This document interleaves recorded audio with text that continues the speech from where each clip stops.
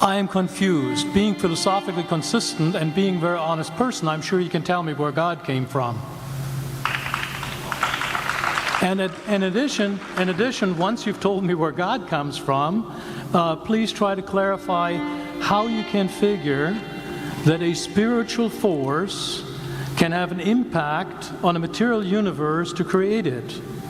I think that some years ago we already talked about that kind of thing in philosophical circles at any rate, by posing the question, if angels are made of spiritual matter and a pen is made of material matter and spiritual matter displaces no space, how many angels can dance on the tip of a pen?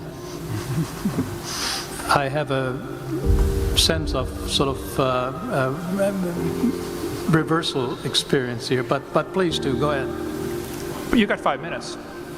Now, I just want to know which question. That's all right. You may take the rest of the minutes. We're supposed to do one question at a time. Which one would you like? That was part of the format for the debate. So which question? I want you to fill in the story of the rest of the beginning of the universe.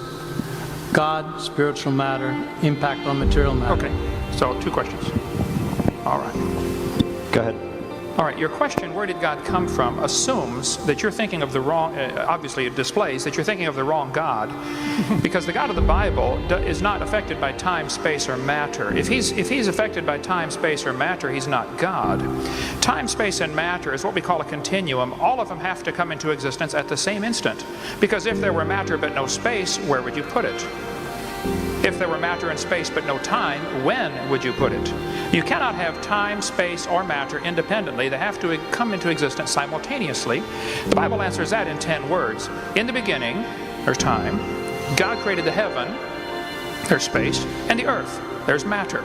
So you have time, space, matter created a trinity of trinities there. Just, time is past, present, future. Space has length, width, height. Matter has solid, liquid, gas. You have a trinity of trinities created instantaneously, and the God who created them has to be outside of them.